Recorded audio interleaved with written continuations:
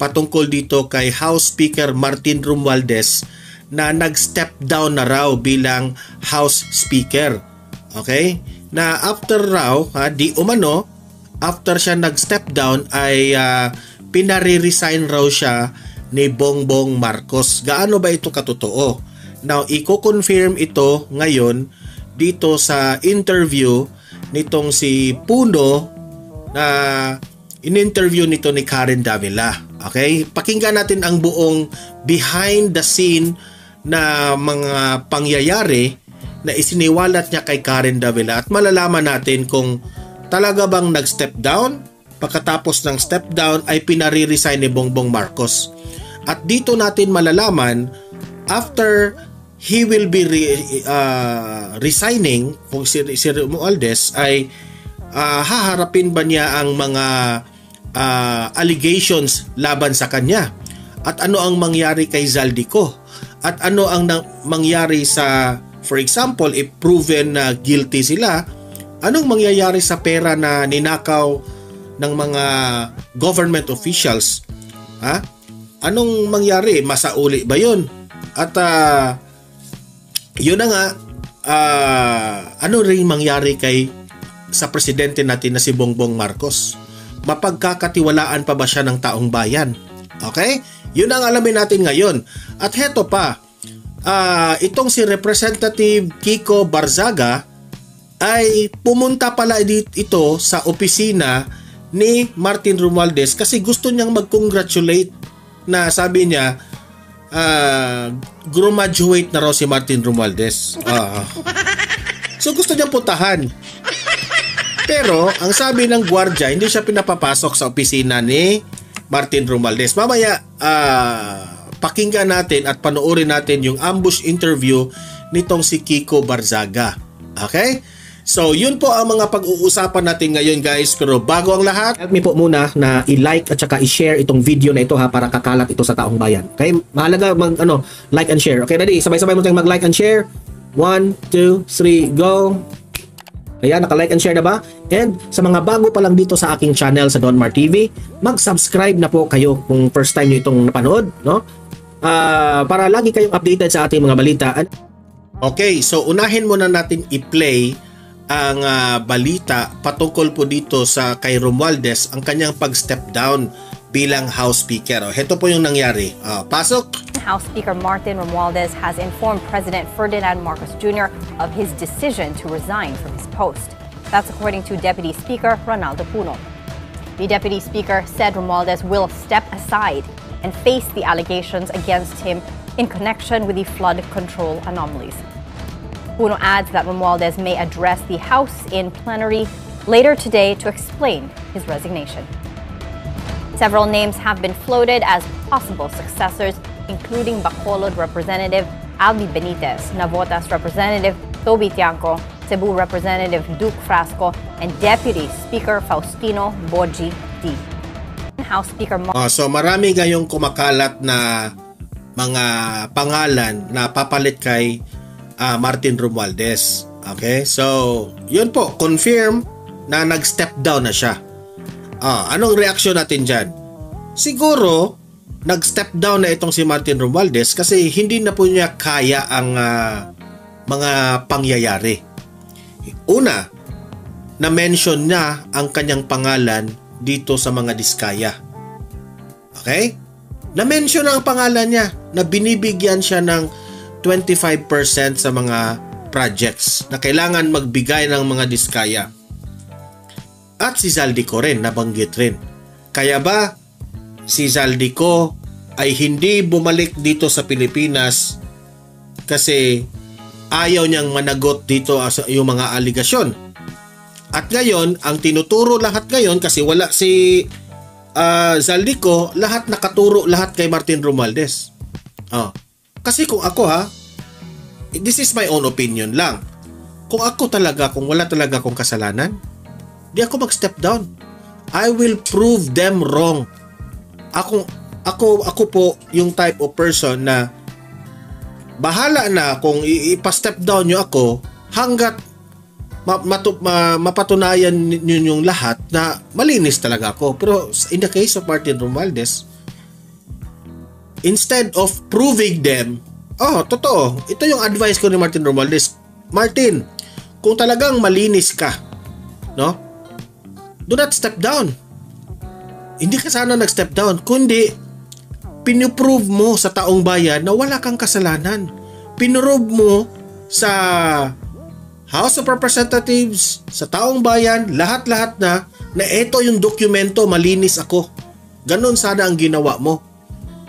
Pero well, if you cannot prove that, tama lang siguro yung decision mo na nag-step down ka. 'Di ba? Pero I don't know if ito enough ba yan na nag-step down ka. Kasi ang dapat sa'yo, alisin talaga sa House of Representatives kung totoo man ang mga aligasyon laban sa'yo. Yun lang ang reaction ko dyan, ha? Heto, ipapakita ko sa inyo ang video ni Kiko Barzaga na gusto niya sanang pumunta doon sa loob ng opisina ni Martin Romualdez.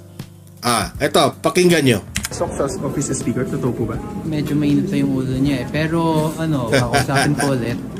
And gusto niya pumasok sa opisina ni Martin Romualdez pero medyo mainit pa yung ulo niya Yan yung believe ako dito kasi walang takot Kung anong gagawin, pasok. Pumasok ka ito sa opisina ni Sandro Marcos tapos sinira niya yung pintuan tapos sabi niya, I want to be the House Speaker. Ganyan, I lack the confidence. hopefully we might be able to get inside and have a personal heart-to-heart talk. Anong paliwanag? Anong paliwanag? Hindi, kasi may... Okay. Hindi, sabi lang ng guard doon na a private meeting, nag-sorry siya sa akin. Sabi niya hindi ako makakapasok sa office ni Romualdez. And I said, that's fine, you're just doing your job. It's okay, but just please tell Martin Romualdez that... Kung dito lang tingin ko. Sabi lang kay Martin Romualdez na nabaltaan kung gusto niya akong kausapin last week and I'm open to having a private conversation with him. And I like to congratulate him on his graduation. Gusto niya makipagharap-harapan na mag-usap sila ni Martin Romualdez. Ganyan ang confidence, di ba?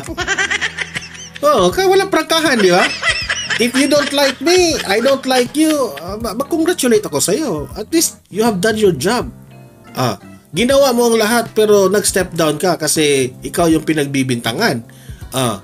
That's hindi yung kagaya ng ibang mga kongresista na plastikan dito, ang ganda ng ngiti sa in front, pero, ay nako, kasalanan nyo, sa totoo lang, kasalanan rin ng mga kongresista bakit nyo pinili si Martin Romualdez sa 20th Congress. Bakit nyo pinili yan? Na alam ng taong bayan, galit ang taong bayan dyan sa Romualdez na yan, still pinili ninyo. Kayo ring mga representatives at kung mga kongresista dyan ang may kasalanan dyan sa totoo lang. House Speaker siya. Pero si incoming speaker, nakakausap niya? Hindi ka pa nakakausap. But I'd like to... Pero nandiyan daw siya sa loob Malay mo ba ako yung incoming speaker? Umaasa pa rin kayo? Well, there's always hope. Ano mang expected mangyari mamaya sa plenary? Plenary, well, we have no expectations. But if ever they elect another speaker that is... Kasi posible yung magiging bagong speaker ngayon ay yung pro-admin si Boji D. Deputy Speaker siya ni Romualdez. Ito ang ayaw ko. Kung ang kukunin na House Speaker ay mga kasamahan, kaalyado pa rin ni Martin Romualdez, useless yan. Tama itong sinabi niya. Kung mga kaalyado lang ni Martin Romualdez, the same problem. Uulit at uulit na naman yung problema na yan. Di ba? Dapat sana yung House Speaker na gusto ng taong bayan. Di ba? Kayong mga kongresista dyan, makinig kayo sa mga constituents ninyo. Kung sino ang gusto nilang maging House Speaker. At yun ang ilagay natin dyan.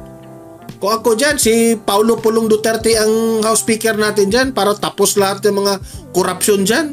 Tingin ko pag siya yung naging speaker, mauulit yung issue na to next year kasi parehas lang sila ni Romualdez. Both under Marcos, walang mangyayari dito. will go to the same problems if we elect the same people. Pero hindi kayo in-invite ni incoming Speaker Bo JD para sa meeting today? Kasi ang daming congressman dito na... Hindi niya ako in-invite, pero hopefully pag nakita ko siya sa plenary, we can talk about his future programs and plans. At kung sakaling ma-convince niya ako na mababago niya ang administrasyon at ang House of the People, then maybe I will also support him in the speakership. But if I deem him worse than myself, then I will still vote for myself, even if I'm the only one supporting myself. So ang paka nyo lang dito today, kaya kayo pumunta rin sa office speaker para sana makausap si Martin? Gusto lang mag-hi kay Martin and say, musta? Musta, congratulations, bye-bye Croc. Sorry. Congratulations and bye-bye.